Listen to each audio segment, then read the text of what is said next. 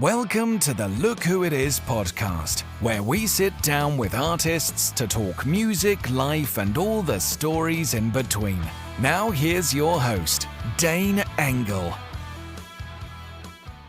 Hey everyone, today we have Devin Trout, a touring and session guitarist based out of Nashville, Tennessee. How does this all start? How did you even get started with all of this? All right. I started playing when I was 4 years old. My mom put me in piano lessons. In my family, it wasn't like, what are you going to play an instrument? It's what instrument are you going to play? And so like they started us, me and my brother both on piano lessons, and I kind of decided fairly quickly that I wanted to play guitar, but my hands were too small. I was like 5 or 6 years old, and they were like, "This is no point to buying a guitar yet." So they bought me a mandolin. And I started playing mandolin when I was like 5 or 6, and did that for about a year or two. And then I finally like grew up a little bit where I could get my hands around the neck of a guitar. And they bought me a J Terzer. Remember those? Gosh, no, I don't even know. Oh, dude, they were like the Sears guitars. I mean, they were no good. I mean, it's just plywood and some kind of magnet put in it. And so they bought me a J Terzer, and I started taking lessons on that. And I took from the same guy, Louis Robert Moore, for like 10 years. He taught me, just an old blues cat. And he was one of the first ones like, man, you don't need to learn how to read music stuff. You'll never use it, man. I was like, heck yeah, man. Well, that's what I gotta learn. And so I learned by ear, just you know blues scales and blues riffs, and he taught me the ways of Stevie Ray Vaughan and John Mayer and all those cats. And we I took lessons from him until the point he was like, "Hey man, I think I've taught you all I can teach you." I was like, I don't know, 13 maybe, and I tried taking classical lessons, and that guy said that wasn't for me because I had a very different background. So I immediately started like at the age of 15, kind of networking with my parents. My parents are pastors, so they had a church in my hometown, and like they would have different gospel artists come through. So I started trying to network with those gospel artists. Like, hey, if you guys need a guitar player, let me know. Um, Eventually, I got a call back from one of the random ones. I was actually serving uh, uh, catering at the time for the church. A company had rented our church out and brought this artist Ty Tribbett through. And I was working the catering line, and I was like, "Hey man, if you need a guitar player, let me know." And he was like, "Actually, what's your number?" And took my number down, and I never thought anything would come of it. And it ended up being like one of the first tours I ever did, and I was like 15 or 16. And my dad had to drive me to a couple of the gigs because I didn't have my full license yet. So I started touring with Ty, and like I did that for a little while, 15, 16 maybe, and I ended up getting, kind of coming off the road with him and doing some like gospel choir stuff out of Philly and Baltimore, and really diving into that scene and kind of getting that in with those cats. And did like I don't know if you consider them tours, but like doing some tours with some of these choir guys and these like local choirs that were going around doing churches and stuff, and just really cutting my teeth there. Traveling in vans, kind of same as every other story, but traveling in vans with like 13 other people, sleeping on suitcases and playing shows a couple of nights a week, just in a very different capacity. It was a church choir capacity. I did that for a couple of years, and then I ended up meeting a guy named Adam Blackstone, a bass player, but he's an incredible band leader out of, I believe he's out of Philly, and he's like Justin Timberlake's band leader, like yeah, all the pop artists, like these huge pop artists, Maroon 5, like all these guys. And I just happened to run into him at a jam night in Philly one night. It was like just this kid, and I was like, "Hey man, here's my number. Call me if you ever need anything." And he happened to give me his number, and I texted him. He was like, "Hey man, great meeting you." Um, a few months go by and never heard anything from him. And I was in this rehearsal for a cover band, and I get a text, and he goes, um, "Hey man, I got a couple people throwing your name my way. I got this artist named Jasmine Sullivan. She's a kind of a deep cut like R&B artist, like amazing. If you've never heard of her, look her up. She's amazing. Um, but she's been doing it for a long time, and they hit me up and they said, you know, would you be interested in coming to join her band? She's kind of making a comeback." And I was like, heck yeah, I'd absolutely love that. So I joined her band for a while and did that for a few years, and got to know some of the people surrounding her camp. So anyway, that gig led into me kind of stumbling into an audition for John Legend, who one of his background singers sang backgrounds for Jasmine at the time. His band leader, who's still currently his band leader, was kind of coming out on the road with us. At the time, he's actually married to that background singer now. They were dating at the time. They've since married. Um, and she was talking to me one night at a show. She was like, "Yeah, he's been banging his head against the wall. They're trying to find a new guitar player for John." I was like, "I'll, I'll do it." And so she was like, "Oh, I didn't even think about that." So she messaged her boyfriend at the time and said, he's interested. And so they reached out to me, and I went to New York, did the audition, and I auditioned with, I mean, like, I think like 20 other guys in New York and then some other cats in LA.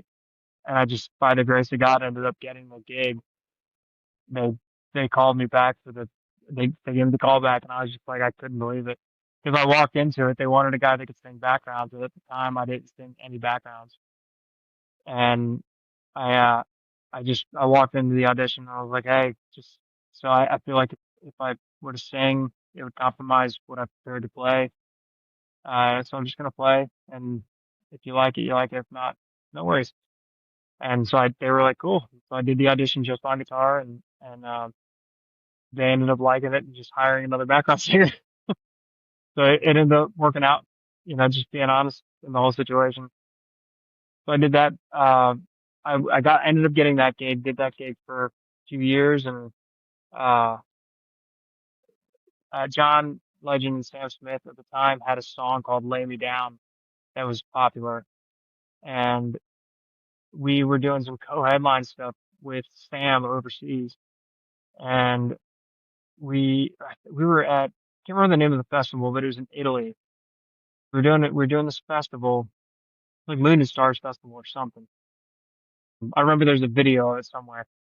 But we were doing this festival together, and I remember Sam remembered me from years before when we had opened with, I was playing for Jasmine, the R&B artist. We had opened for him acoustic when he was doing theaters.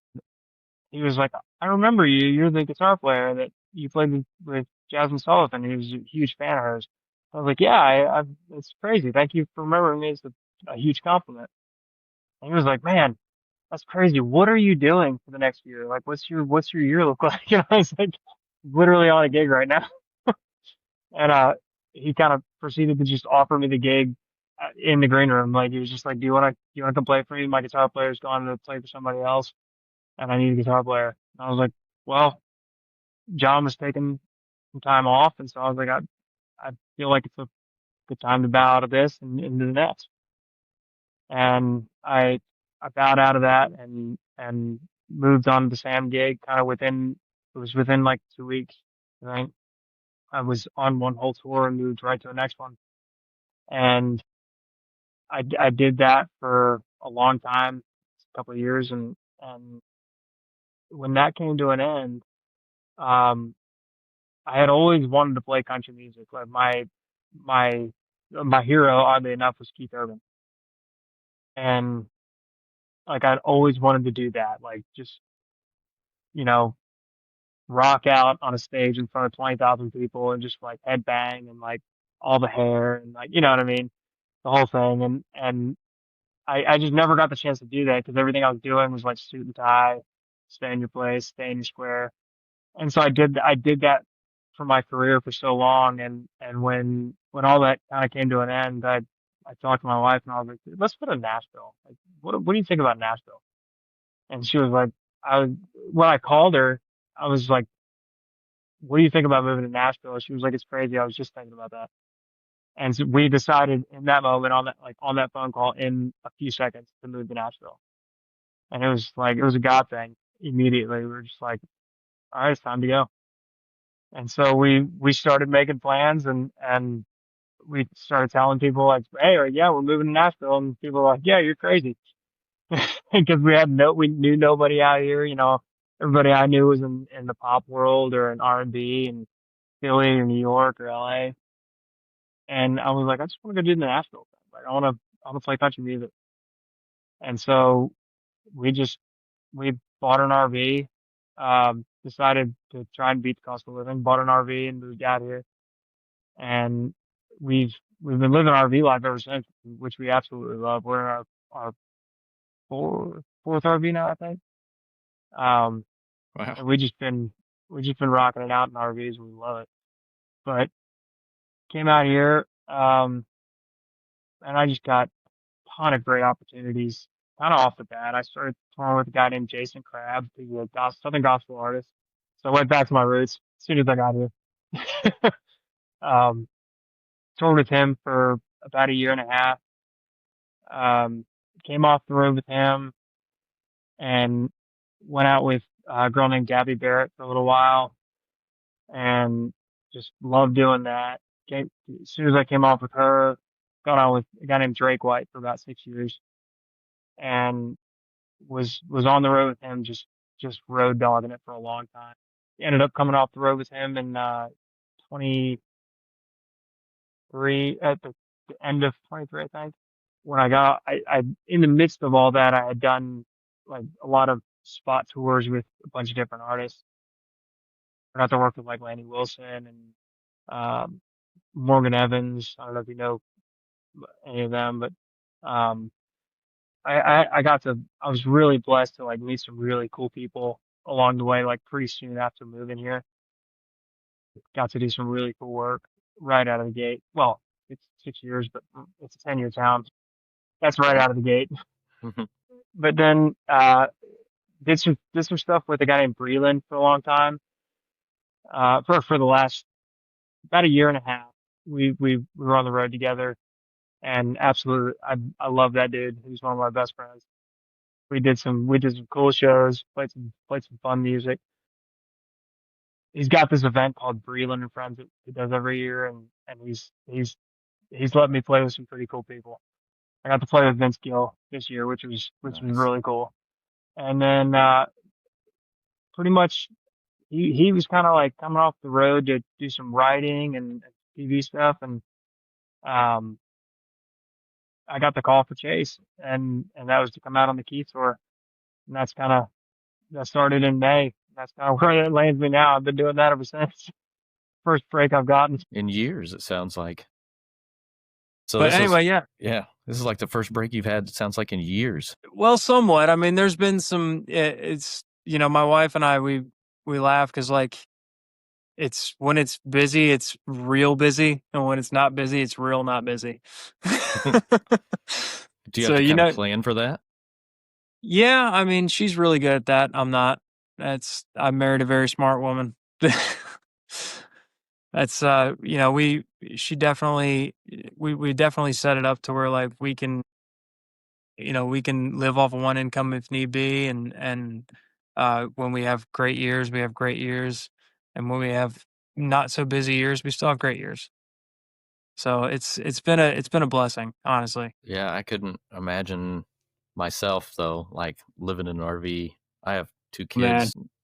I don't have enough room in my house now. I couldn't imagine. Man, I know we've got actually one of our really good friends.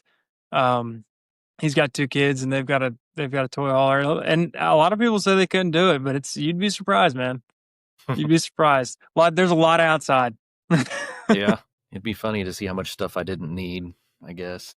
Man, that's the amount of gear I just gave away was crazy. Gave away. Oh man, it was and it was a lot of like fluff stuff that you just kind of keep around. And it was you start pulling it out when we moved into a camper. I was like, yeah, I don't need this. I don't need this. I don't need this, and it turns into a pile real quick. How many guitars you have? Oh man, I got two, maybe like 10 at the most 10, 8 or 10. But you got to understand, I've got a really cool wife that lets me keep them out on display in the house, in the RV too. She's kind of decorated around them, which is awesome. Is that your Christmas tree? You put lights on it and Yeah, right. Pretty much, right? Just prop a guitar up in the corner and decorate it. I think I seen somewhere else checking some of your stuff out, and I seen the Opry and the Ryman. Yeah, man, I've gotten to play. I've gotten to do a few headline shows at the Ryman, which has been unbelievable. It's it's never not humbling when you walk on that stage. It's no matter how many times you do it, no matter how many times you see it. It's just every time you step foot on that stage, it's humbling. It's same with the Opry. Jason, the gospel artist, Jason Crabb, that I got to play with, he put me on the Opry stage a lot, which is I was so blessed to be able to do it and just kind of get the nerves out of the way the first few times with him, because he's just like a veteran and he does it all the time. And so like getting to go with him and kind of get those first few nerves out of the way, and then when I got my first couple of country shows doing there, it was just like, man, this is I'm nervous, but I'm not as nervous as if it were the first time. So I got super lucky with that. So do you always know that like country is kind of what you wanted to gravitate towards?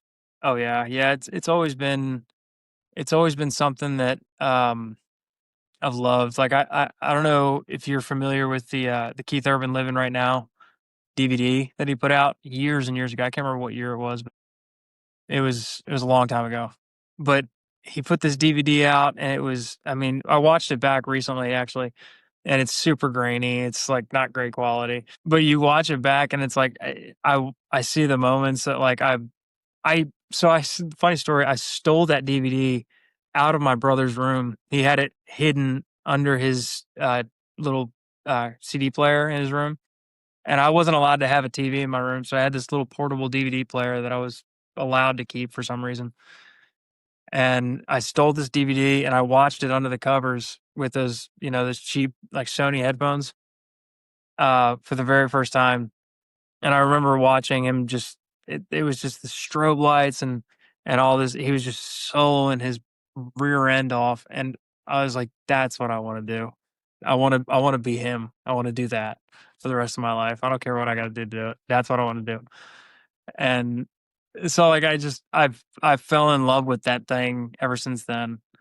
And it was weird the kind of direction that I took, and I'm thankful for all like the R&B and pop influences and gospel influences that I've gotten. And it's kind of shaped the way that I play country music now, which is, I have a different approach to a lot of things, and it's it's I feel like it gave me a head start with some of this stuff and put me where I needed to be for when I got here. But country's always been what I wanted to do. Like it's always been, those if you look at any picture, most pictures that I post, I'm playing a telly. So it's like that was my influence is just telly, either chicken picking or just screaming solos on a telly. And then you do some background vocals now, though, right? I do, yeah. So I started when I moved to town. I started with Jason Crabb, and I kind of started learning how to do it. My mom she's a vocal teacher, which she was not she was not super proud of my announcement in that audition that I wasn't going to sing background vocals. But she's a vocal teacher that we could never get along on a pupil teacher basis. So we could never really take lessons together. But when I moved to town and started like learning background vocals and calling her for advice, she was excited about that. But I started learning with Jason because it's the gospel thing, like it's Southern gospel, so kind of requires it everybody in the band to sing.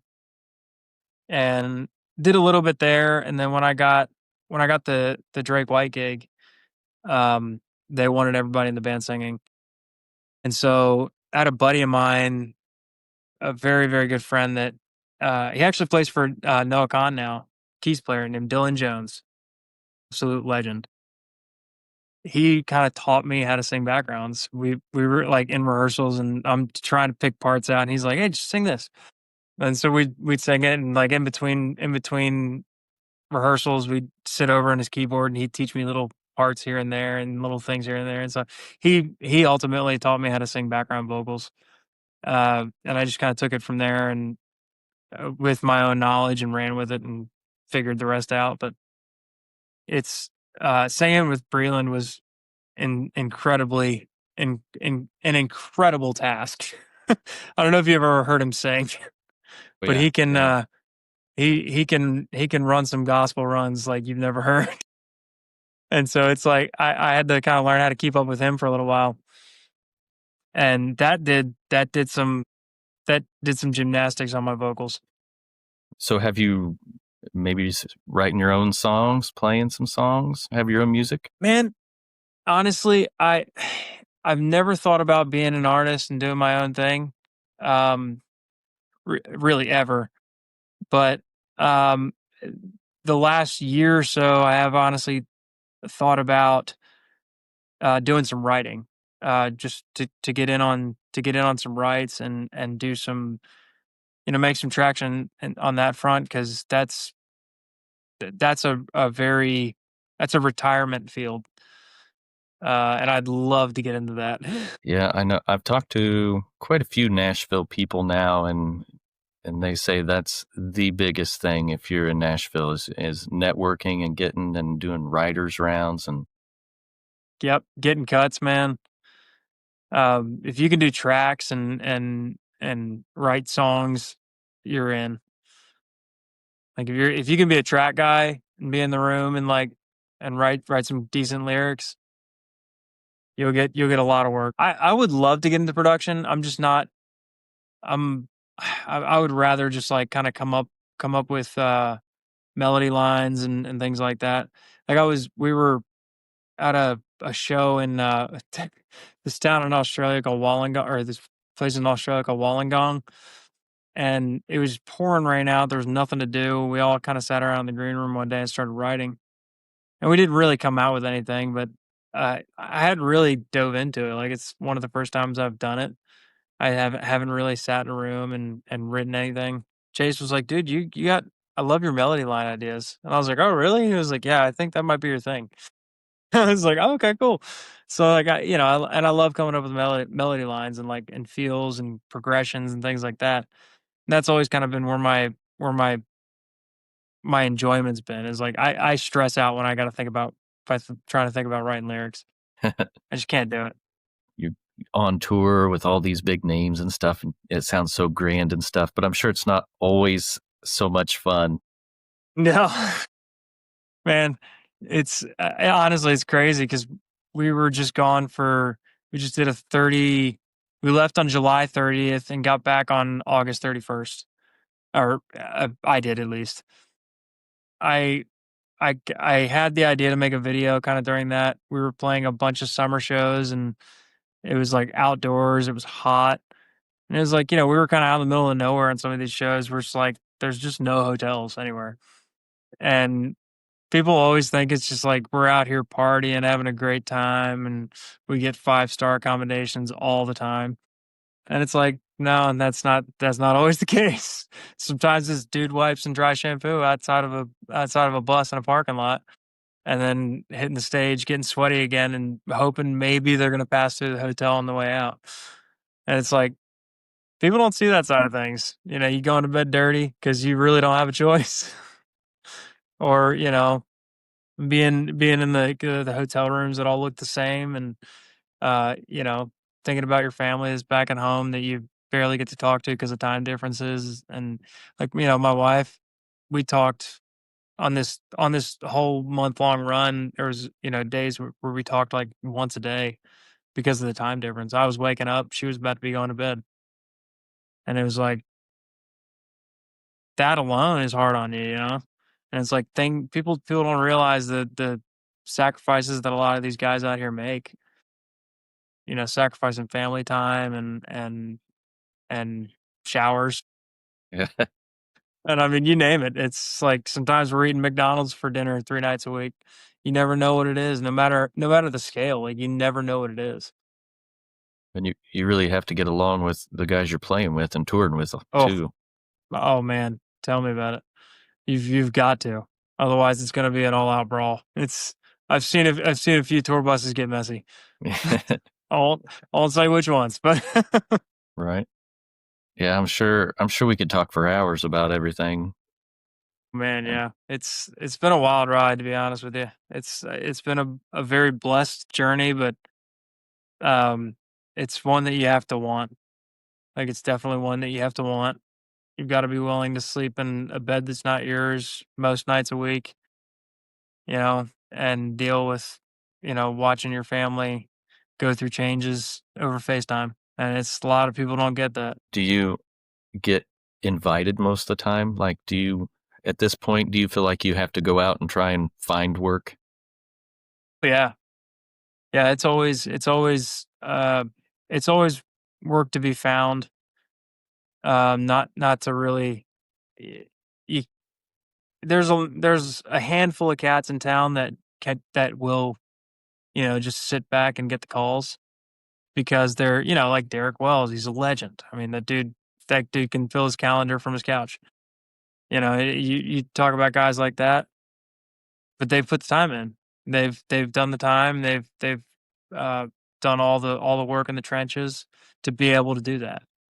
And so that, for me, that's the end game, is like to be able to kind of sit on the couch and say no to stuff when I want to.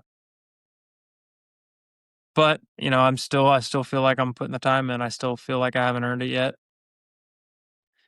I feel like the time will come, and I I hope it comes just on merit and hard work. That's what you can hope for, man. That's all you can really hope for. Um, but until then, you got to keep boots on the ground. Got to go out and not take some showers. Right. So who do you just contact people and just Yeah. say, what do we got going on? And Man, the whole the whole culture of this whole town of Nashville is forming relationships. And that's anybody that comes here that's their first time coming here. That's the first thing I tell them to do is don't call people looking for work. Don't hit cats up on Instagram looking for work and hoping that they're going to call you for a gig. I mean, it's okay to hope for that, but like, don't go into it with that. Go into it looking to form a look for people that you actually want to get to know. Like, form genuine relationships. Everybody that I called, everybody that I reached out to, I still have a relationship with from day one. And that's because I didn't want, like, I wanted the family thing. I wanted people to be able to rely on me. I wanted people to be able to call me when they needed something outside of a gig.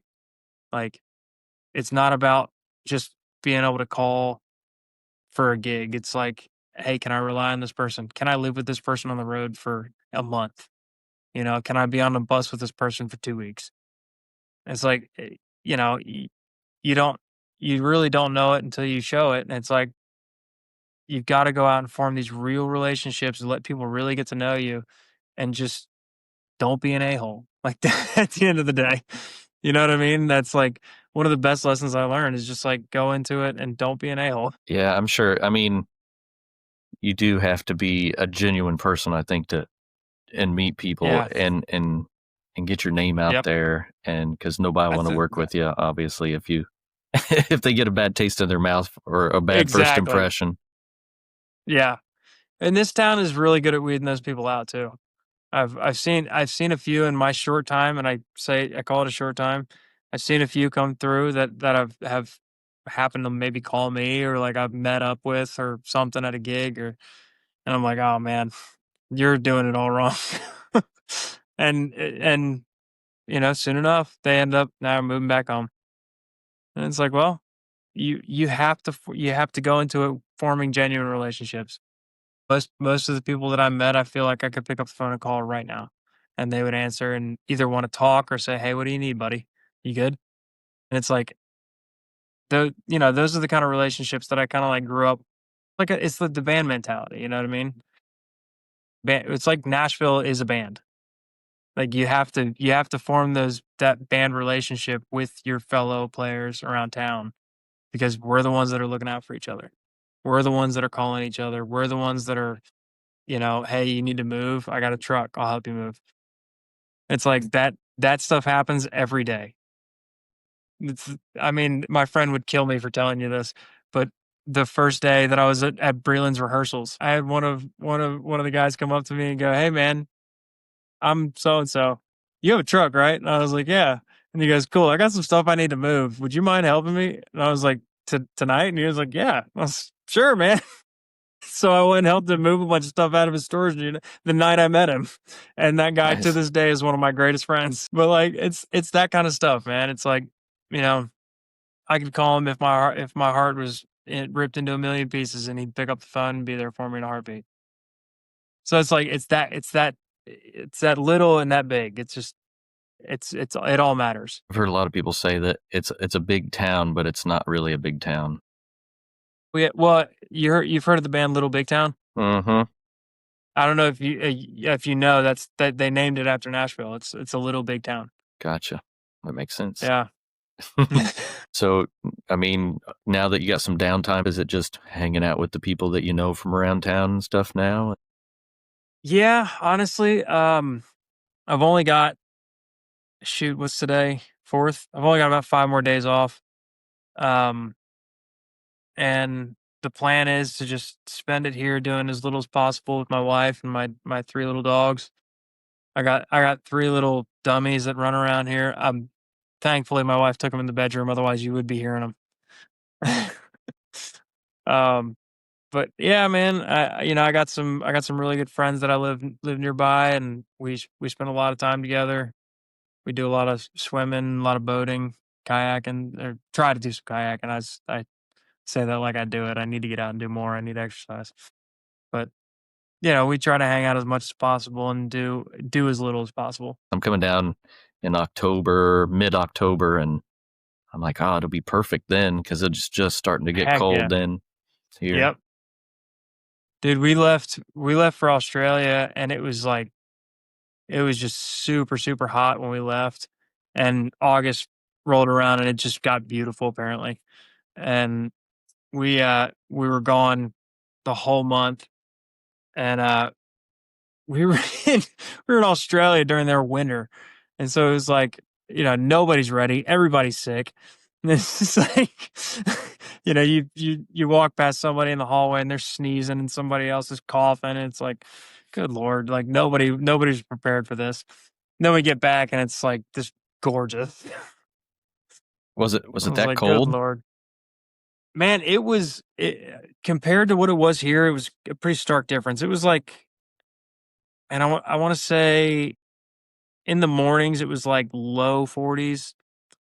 And during the day, depending on where we were, it was high 40s, maybe low 50s. But like we were in Sydney and it rained. We were in Sydney for like 3 days. It rained all 3 days and it was just bitter cold like it got into the 30s at one point. It was so cold. I didn't leave my hotel room. Is that the first time you've been to Australia? No, it's my second time actually. The last tour that I ever did with Sam Smith was in Australia. So this was my second tour to ever do there. So you've been to Australia, you've been to Europe. Where else you been? Yeah, Australia, Europe, Middle East, all over the Middle East. We've done some. We did a bunch of like USO. It wasn't with USO, but it was USO style shows over in the Middle East with Drake, which was really cool, man. Really eye opening. Just crazy situations. Man, we've been, gosh, I can't even remember half the place. I got all my states last year. Last year I got Hawaii and Alaska. Those are my last 2 states. So I've checked all those off the list, which has been awesome. Yeah, man, it's just been I've been really blessed. I've been able to do some really cool stuff in the short time I've been alive. I always say I don't deserve it, but God put me in the right places at the right time. Yeah, it sounds, I mean, because from where you started, it's like you instantly just went right into playing and touring, and then it just never stopped, and you just kept making more Never did, connections, man. more and more I connections. finally got a couple days off. Is there any place that you haven't played that you want to play? Red Rocks. It's one of the venues I have not played yet.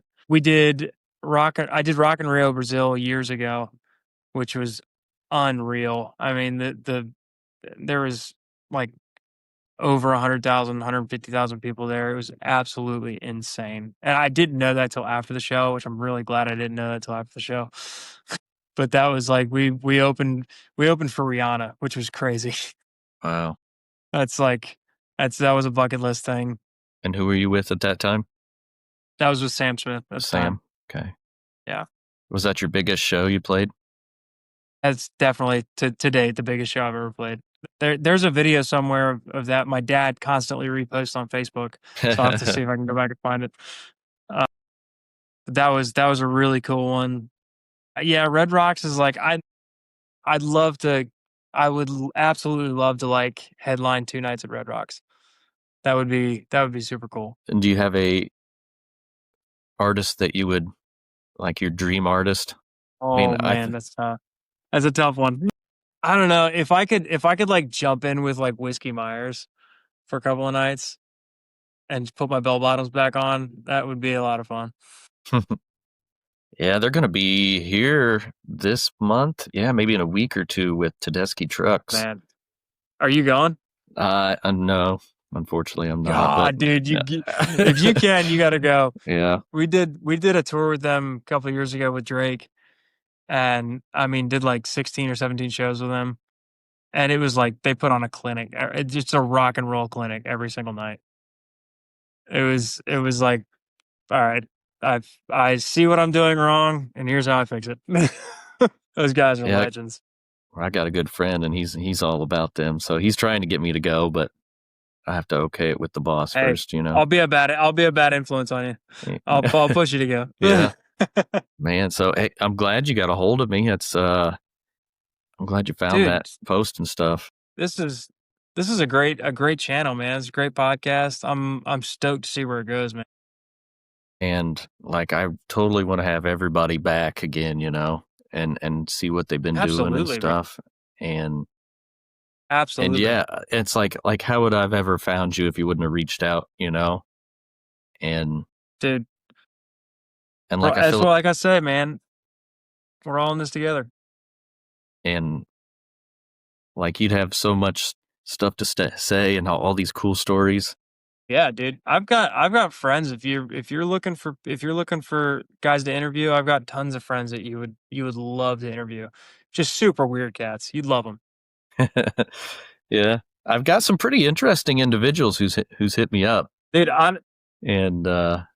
Yeah, some of them I'm like, like they're so cool, but I'm like, I just don't feel like we'd vibe, you know? I just have a hard time. Yeah, I get it. It's like, I don't have a censor button yet. Yeah, I do get a lot of people that'll live censor everything. I got a lot of people that'll hit me up and or like, we'll do the interview and they'll tell me a story and they'll be like, all right, but you have to take that out. Or, you know, or they'll be like, well, I got tons of stories, but I'm not going to tell you any of them and which is understandable. You know? It's the only thing you'll have to edit out with me is like if I mention a name or something on accident. Yeah, no, that's why I like this is pre-recorded too, because I can take out all the dumb stuff I say. I had to make sure that in the beginning. I was like, I say a bunch of dumb stuff, so I better make sure I can take all my stuff out. Oh, same, dude. I was editing my first. Yeah, make me sound smart, man. Cut all the bullshit that I said out. Yeah, exactly. I do that to me. So I try to. So I know you say you play like a lot of your session stuff you do on the road now. Yeah, it's all remote. So did you ever go to a studio and do your session work? Yeah, I've done a lot of session work here in town. Done a couple of things like I've gotten to do some stuff like Ocean Way, which is really cool. It's a legendary studio here. I've tracked some stuff at like Blackbird, which is a really cool studio. Um, and just like a bunch of like other really cool studios that like nobody would really know the names of around town, but there's just like so many neat spots that people just don't know. If you come to town and just like Google recording studio, click on the first house you find, and it'll probably be one of the coolest places you ever step foot in. And like, so like I've gotten random calls to go track for like, you know, demo sessions, or, you know, I got a call a while back for a buddy of mine called me, and he said, I got this session coming up a couple of days. You want to do it? We need an acoustic player. And so I I said, yeah, dude, absolutely. And so I went, got in the room, and it was I can't remember the name of the studio. It was this really cool studio. And we got set up, and it was this kid from, I can't remember where he's from, but he was 12 years old, this country songwriter kid, and his dad wanted to give him the full experience, like the full Nashville experience. So they hired this full band, and we went in and tracked a couple of songs that he wrote, and like it was kind of a funny day. But we tracked in one of the coolest studios in Nashville. And so I was like, well, I got, got to check that off my list. It's always something, man. As you never know what you're gonna get called for here. Any songs that I'd know that you'd just be playing in? Oh man. Okay, so there was a song that came out last year called "Isn't She Country?" It's a Low Cash song. And I did all the guitars on that one. Okay, yeah, I know who that is. What? Do you like that more, or touring? Would you rather just stick around Nashville and do session work? Or? Man, I love touring. I love the weekend warrior thing. But the older I get, the more nailing some session work down is starting to sound good. You have the worse my knees get. Yeah, from power slides. Exactly. Yeah. Oh man, those 2-foot jumps start feeling like 6-foot jumps after a while. Yeah, it is. It's probably just as much physical work as you are playing too, because you're trying to run around and jump, and especially Chase's show. His show is super physically demanding. Like it's a rock show through and through. We've got this insane rock medley, and it's just like for like 3 minutes straight, my neck is just I've got hair just all up and down for like 3 minutes straight, also trying to play the right notes. And so it's like, you got to do neck exercises before that song. My wife's gotten me into country probably in the last couple years, and now like I'm more of a, I'd say, rock, maybe metalish, and it's really surprised me, a lot of these guys that I've gone and seen, how heavy their shows are for country artists. Oh yeah. Like Chase's show is, it's like his one of his new songs, a song called No Way Around It. They're actually talking about pushing to rock radio. Which I was actually in the video for that song with the rest of the band guys.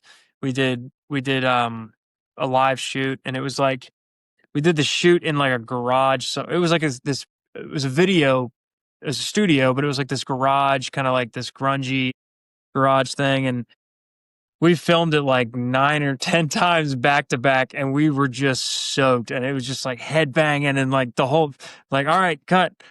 All right, roll it again. Everybody's trying to catch their breath. It's like, so it's, like his show is, his live show is pretty heavy. I won't lie to you there. It's pretty rock forward. Yeah, I think you're actually playing the weekend I'm in Nashville. Oh, really? Bridgestone? Yeah, because it'll be the 18th, I think. Oh, yeah. Yep. Yeah. Yep. I'm taking them to the Opry for the first time, so. Oh, dude, that'll be awesome. Do you know who's playing? Scotty McCreery's going to be there, and yeah. I think it's a Texas guy. I know a few of the Texas guys, man. They're Drake Milligan. Oh, Drake Milligan, he's great. Yeah. You guys will love him. Good deal. Yeah, he's awesome. Dude, I tell you what, those Texas guys, man, they tour Texas all year. It's crazy. I've had I a mean, couple Texas guys on my podcast, and he's like, you could just make a full-time job out of just Texas. yep, yep. Dude, one of my buddies, actually William Clark Green, he's a Texas artist, very good friend of mine. I mean, that dude sells out 5,000 seat rooms all over Texas. And I mean, honestly, he doesn't sell that as big outside of Texas, but my God, that dude can sell a room in Texas. It's crazy. And he's a great, if you feel like finding a great country artist, look him up. He's got some more traditional, he's like Texas country, but Yeah. I like the Texas country. Yeah, I think you'll like him. So you said weekend warrior at this point, so now you're kind of just shipping out here and there. So the longest stretch we'll do all year, we just got done with. That was 32 days, I think, 31 days, something like that. And then we got 9 days off right now, and then we'll leave out and do about an 11-day run in Canada, and then fly back home, and then we'll be back in the States for the rest of the year. So this will be the last long run we'll have ahead of us, and then we'll be just doing kind of 3-4 show weeks every weekend from here on out till December. So now when you go places, do you usually just fly or drive if they're close? So we'll like these Canada shows, the buses actually are leaving tomorrow for Canada, and we'll fly out a couple days later. So they'll leave to get there, and they'll meet us at the airport there, and we'll get off the plane, get on the bus, and be on the buses for the next 11 days, and then we'll fly out back to Nashville, and the buses will leave and come back, and then we'll just meet at the bus yard from here on out. So there's people bus call at different places all over the town, but you bus call it like a bus yard or somewhere like that. That's secure area. It's got locked fences and things like that. You leave your car parked, get on the bus, and go, tour wherever you need to inside the States, and meet back there on Sunday. Man, that sounds so much, dude. I don't. It does take a special kind of person, doesn't it? You have, like I said, man. I think I said this a little bit ago. You gotta want it. It's one of those things you gotta want, and it's you want it real bad, and you fight for it real bad until you get a couple of years that it works out, and that's usually you've worked for it for a long time at that point. But hey, it's all about the ride, man. It's all about the journey. I don't know if I'd have signed up for this if I'd have thought it was easy. It's just one of those things that you gotta, if you didn't have to fight for it, I feel like everybody would do it. You ever been close to being like, man, I'm just going home? Oh yeah.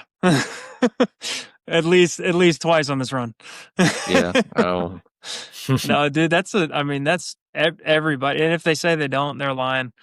Every single person out here gets to a point where, and that, that's kind of goes hand in hand with what I was saying about, the hard part about being out here is the mental, and like, yeah, you have to lean on your buddies on the road. Like, you got to lean on your friends, got to learn how to open up to them and talk to them if you're really struggling. I've thank God I have my wife at home. I can call her at any time of day or night, and she'll answer the phone and talk me off a ledge. But like, these guys, I'm out here that they may not have a girlfriend or a wife, and we're leaning on each other. And there's times when I lean on these guys too, and it's like you have to lean on each other to get you through. And I mean, there's so many times you're just like, bro, I'm ready. I'm ready to go home. I'm done with it. I can't do it no more. And it's like, bud, we got 2 more days. You get home, take a nap, we'll be all right. But you made pretty good friends with like other guys that are on the tour, like the managers and the people behind the scenes and stuff like that. Oh yeah. You have to. I mean, you spend every single day with a lot of these people, and if you're not making friends, you're either by yourself or you're making enemies, and you don't want either one of those. So it's like you kind of do your best to like find as much in common with anybody you can, and form the best friendships and the most genuine relationships you can. And like, I mean, some of my best friends in the world I met out here on the road. You know, one of my best friend, probably my best friend. Um, he still plays bass for Drake. I met him playing bass for Jason. We were on tour with Jason Crab, my first Nashville gig, and I called him for the Drake gig when I was on it. And he's still over there playing, and like that dude is one of my best friends in the world. And the amount of times that that man's seen me cry is ridiculous. And it's all comes from the road, man. It all stems from the road, you know. And the amount of times I've sat and listened to him bellyache about his kids, and you know, it's just like missing his kids and missing his wife and missing home. It's just like we lean on each other to get through, and that's what forms lifelong friendships. That's where that stuff comes from. Is like you guys walk through the trenches together every single weekend, and I've said this for a long time, but um, I've always thought a year on the road with a group is like a year on the road with one person is like knowing that person for 10 years, because you spend so much time with them, you go through so much with them that people will never see, the crowds will never see, you know, most people will never understand. But like you get one good friend a year, and you feel like you've known that person for 10 years. And it's like that's for for me, it's like that's what always made it hard moving on from gigs when I had to. It's because like, you know, you do a couple of years and you're just like, geez, man, I feel like I've known you for 20 years. Right, So yeah. it's like it's it's all about those genuine relationships, man. You're ready to get home, but then you're probably bittersweet when it's over. Oh yeah. I mean, you get home and you're still texting your bandmates when you get home. That's part of it. They're family too. You still talk to, like, even back when you were doing gospel stuff, and you still talk to a lot of those Man, people? honestly, I've got a couple of those cats. I toured with a lot of the same guys, and I've got a couple of those cats that I stay in contact with. One of my really good friends plays drums for a guy named Struggle Jennings now. Mhm. It's I think it's Waylon's grandson. Um, and just a really good buddy of mine. We ran back and forth from Delaware to Philly in rehearsals and played for choirs all across the nation. And it was so weird to see him move and start playing for Struggle, and like kind of around the same time I moved, and we just kind of had lost contact. So we regained contact after that. I was like, dude, what are you doing here? But like, you know, a lot of those guys, they've moved into like church positions, and none of them are really touring much anymore. It was for them, it was just kind of a passing moment. They didn't really want to make anything of the tour life and the, this life that I really wanted. Um, so it's, you know, I've stayed in contact with a few of them, and those few were just like guys that were really good buddies of mine that I connected with. Again, same thing. I've always been an advocate of genuine relationships, not just in Nashville. It's like you form those genuine relationships and they stick around. They're always there. You know, there's a few that I probably should call a little more often than I do, but you know, we all have that problem. You ever have to fire a friend and be like, "I just can't talk to that guy anymore"? Yeah. Oh man. Yeah. I've had a couple of those. Yeah. Couple of them that have tried to reapply a couple times too. Yeah. Yeah, you look back and you're like, "Man, I probably should never even hung out with that guy in the first place." Man, tell me about it. Yeah, I have a couple of those Yeah, too. it's one of those things. Gonna do a cool thing. Camp Aska, this T-shirt Mhm. I'm wearing. They have like the red clay strays through. It's an adult special needs camp. It's the cool. I played there once with Drake, and it's just like it. They stole my heart.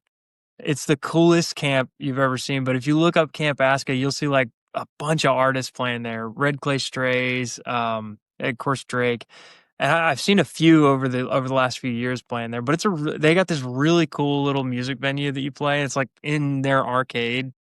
it's just like it's a cool thing. For music, it's just like a really neat thing because it's like they do a whole night of concerts and it's just music therapy for all these guys. Yeah, I bet it's cool to see how excited they are to have all these people come in and play too. Dude, it's so much fun. And I think my favorite thing about that show is just like rules are off. Like all bets are off. There's no like they're gonna get on stage, they're gonna grab your feet, they're gonna try and grab your like, and it's just like we're having like it's so much fun. It's just like a big old party, and they love it, man. It's and we got there early the day that we played. Sorry to sidetrack, but the day that we played it, we got there super early in the morning, and they took us all around and showed us the camp, and it was so cool. It was like a really special place. I just realized I put the shirt on. I just kind of realized I was wearing it. It was from a show. No, cool. Yeah, you probably feel like a superstar there, don't you? Oh man, I felt like a rock star. Felt like Van Halen, man. Yeah. Did you play Eruption? Yeah, if I could. Have you ever been like called like, hey, what are you doing right now? I need you to leave today, right now, and go do something, or like go on tour? Yes. I've had a couple of those calls.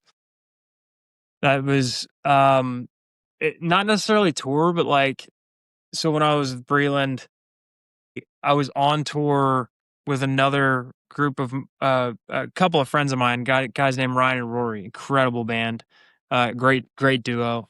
They're kind of up and coming right now. They're just amazing dudes. We were on tour in Canada. We were with Brett Young. We were opening for Brett Young, and we were just road dogging it, man. Like broke down vans. Like, we finally get to the place and they're like, guys, we're just going to fly you back. Like we're done with the shows. We're just going to fly you back. We're out in the middle of Vancouver, and I'm going back and forth with my other gig, Breland, their band leader. And we're doing this event called Breland and Friends. And they're like, hey, so I know we said we're going to have like 10 artists, but we're actually going to have like 17. And there's gonna be 28 songs to learn, and I'm like sitting in the airport getting this information. I have to fly back and go into rehearsal the next day, like the day I get back. And I'm like, I'm receiving this information, receiving these drop boxes, and he's like, dude, I'm so sorry. I would never do this to you, but it's being thrust upon me, and this is why they pay us to do this. And I'm like, I get it, man. And so I get on the flight and I put my headphones in and just start making numbers charts after numbers chart after numbers chart, and just like pages of numbers charts. And I get back, I land, I go to rehearsal, and I walk in, and I ended up being one of the more prepared people in rehearsal other than the band leader. And I was like, so I didn't have to study this hard. But we had like 2 days of rehearsal with 2 days to rehearse with the band, and then the third day was the show. But we had like JoJo, Russell Dickerson, Vince Gill. I mean, like just to name a couple, coming through, and we're playing all their hits, like every single one of their hits that's like they're known for. And I'm like, okay, don't mess this up. Right. And it's so it's like no pressure, It's like you got 16 hours to learn this music, to learn 17, 18 songs. So that was one of the more stressful instances in my life. But that Sam gig, I mean, that's how that happened. It was like, well, what are you doing the rest of the year starting next week? And so I was like, okay. I went home, got an email, started learning songs, flew out not long after that, and was on tour and for till it ended. So it's like this life is just full of that kind of thing, man. Blows my mind. I'm glad I talked to you, because like I never would have known any of this, and it's very eye-opening. I tell you what, and there's a lot of cats with way more interesting stories than I have. Promise you that. But, well, dude, this has been a lot of fun, man. Heck yeah, man. I hope to catch up again and see what absolutely. You're doing. You've always got me on Instagram or on TikTok. Do we connect on Instagram yet? I think I followed you because on Okay. Instagram because I was checking out some of your stuff. Right on. All right, man. Well, yeah, appreciate it. And yeah, good luck on the rest of your tour and on to the next adventure. Appreciate it, man. Dude, I look forward to catching up with you on the next one. All right, man. Have a good one, bro. All right. Talk to you later, buddy. See ya.